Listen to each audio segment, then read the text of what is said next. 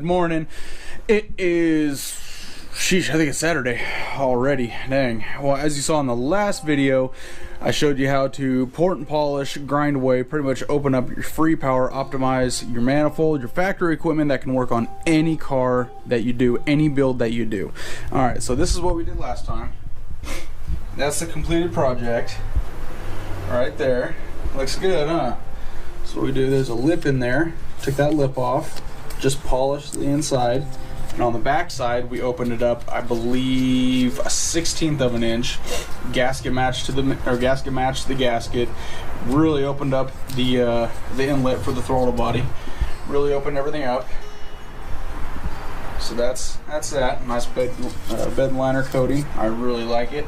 Swapped out the Lexus emblem. I dig it. So these are the heads. That one's still on, which we're going to work on today. Try and get everything off. We're going to try and get this thing back or over to the machine shop. Get these resurfaced kind of aggressively. Bump up the compression just a little bit. Those are the cams marked and everything. Driver's side, this passenger side. So yeah, we're gonna get to cracking on these things, and we're gonna put you in the time lapse. All right.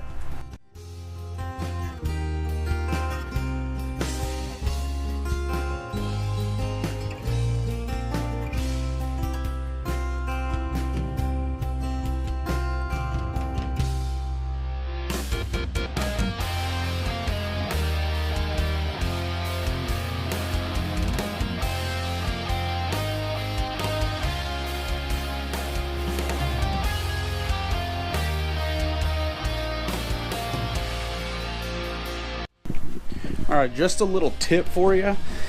If you take anything off, right, it's kind of like the first time you do it, or anything like that, or it's kind of like an older motor, which most likely it will be, save your bolts, save everything, because a lot of the time, especially with these Toyotas that were made, it was made in '89, but they call it a 90 because it's kind of in between one of those weird funky years, but someone made it in the late 90s are called 91s.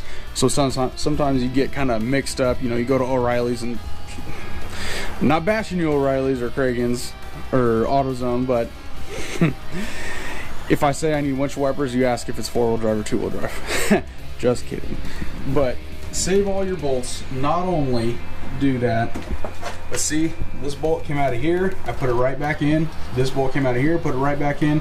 These are the studs for the exhaust manifolds. Put it right back in. Everything. Put it back where it came from after you take off the part. Alright? That's your tip of the day.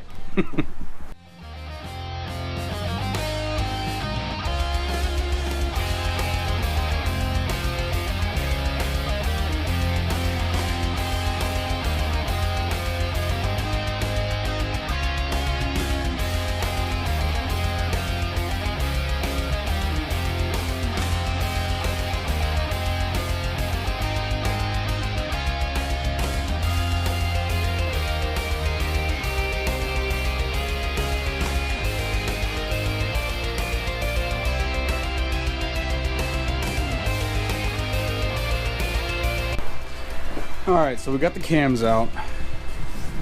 Look good. Looks real good. Those guys right here. Everything looks really good. So you're probably wondering if we're going to adjust the valves or not. So as I drop a valve cap. So these are not adjustable. You can shim them. But since I drove this car, the LS400, the Lexus that this motor came out of. I drove it. This thing sounded so nice, and I was told it had only 5 weight, or like 5 W30 or something like that, in the motor by the previous owner. So if it sounds like that on really light oil, then I don't have to mess with the valves or anything. But that's good. We're going to replace the seals, just we're not going to shim them. So I think the next step is we're going to protect the floor here, and we're going to pull this head. Alright, Now you're probably wondering, Jay, what are you doing using sockets? Can't you use an impact or anything like that? Well, with the wrenches, it's all aluminum. This doesn't really matter between aluminum or cast iron, but I like to feel everything. I like to feel the nuts and bolts, feel them come loose, just so I can get a feeling of it if I'm gonna snap it or anything like that. It just, I don't know, it feels better to me instead of using impacts and everything like that, which I could, but yeah, not today or any day. But once they're loose, I can spin them out with pneumatics or what have you. The same thing goes for torquing. It's actually more important if you're going to put them on to not use an impact or anything like that, especially heads.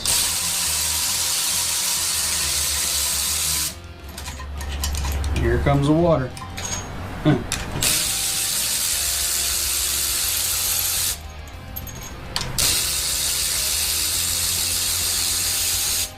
No matter how much you try and drain everything before you pull apart a motor, unless you dump it upside down, and even then, you're still going to get some water in there. Still going to get everything in the cylinders.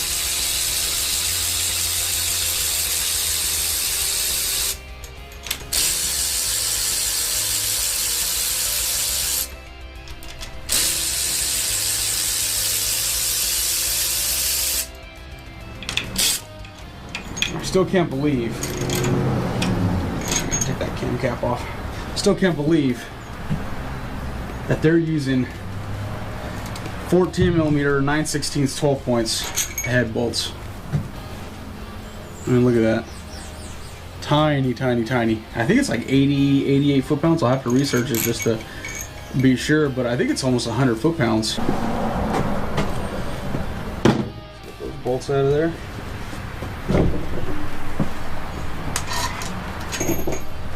And we are not going to be reusing these. I haven't decided whether or not to put ARP studs in, because this motor isn't going to be super crazy. If I can get 300 to the wheel, I'll be happy. I just want reliability. And one day it will be on dual fuel, propane and E85. I still need to pull it.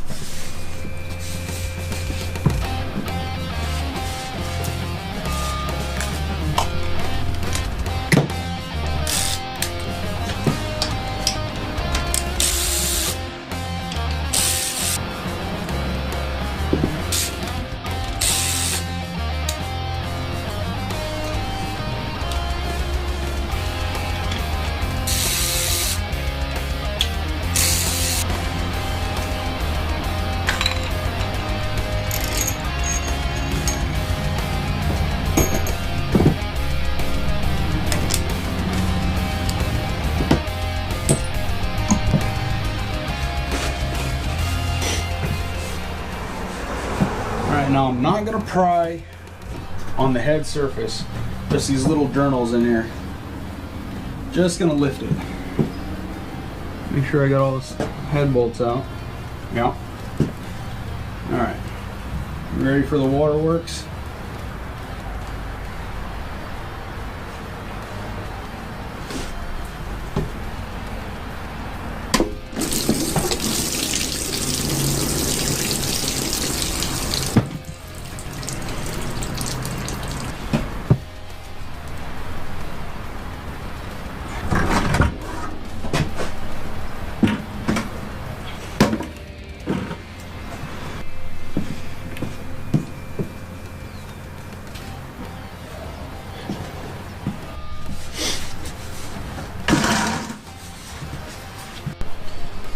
Alrighty. This is right after the head was pulled. Shove some in that. Soak all that coolant up.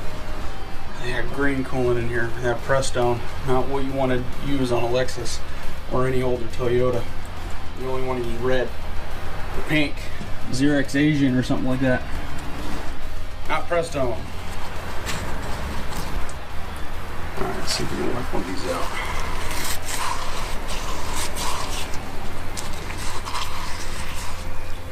Ain't too bad.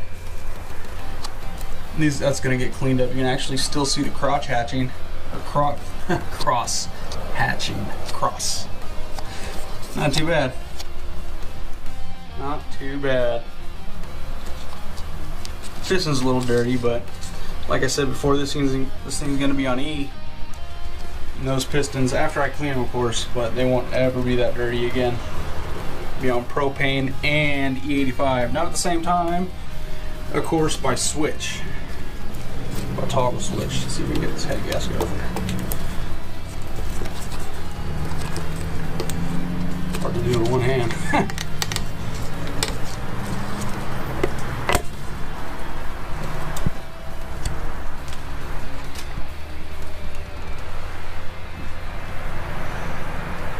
Not bad, actually. Dang. It almost looks like these were done recently. Almost. Can't be more than 40. Should even less than that. That looks good. Cool. So that's fresh. It's pretty much what it's gonna look like after I clean up the deck and all that. One thing I like about these motors, got a closed deck. Normally, say on like Hondas or some Toyotas, even like a old D series or a B series Honda, they got open decks, cylinders that are open all the way around. But these things, the 1st-Gen 1UZs are actually made for Le Mans. That's why they're all overbuilt. If I was to take apart the bottom end and show you the rods, they would be abnormally thick for a normal V8. Not bad. I am happy. Really happy. So yeah, these things. That's the head right there. Still gotta take the valve cups out of there. We're gonna call it a day. We're done. We got the head off. Everything looks good as suspected. Can't wait for this little thing. Look how tiny it looks. Can't wait for this thing to get in that girl out there. It's gonna be nice. It's gonna be so freaking nice to have such a nice reliable motor. We're gonna do, I mean, the whole thing, the whole motor's getting redone. It's gonna be great. It's gonna sound great, and hopefully I don't have to touch it for 100,000 miles. V8 power, 300 horse on E85 and propane, not at the same time, obviously. Well, you could, but nah, we're not gonna do it like that. So it's gonna be dual fuel, one or the other at different times via toggle switch. It's gonna be awesome. I still don't know where I'm gonna put my freaking propane tank because it's a Toyota. It's not a big Chevy van or Suburban or anything like that. So it's, I don't know. We'll see what happens when we get there. All right. Well, hope you like these videos. If you do, hit like, comment, subscribe down below, and we'll get more videos out to you. All right. And I think Friday, or this upcoming Friday after the work week, we're gonna get these heads done. Gonna get them resurfaced. Gonna get the cams, or not look at the cams. Those are good. I don't know. I think I'm gonna leave the stock cams. I don't know, we'll see. But we're gonna get everything done after work, and then we'll pick up where we left off from here. Okay? All right. Thanks for watching. We'll see you later.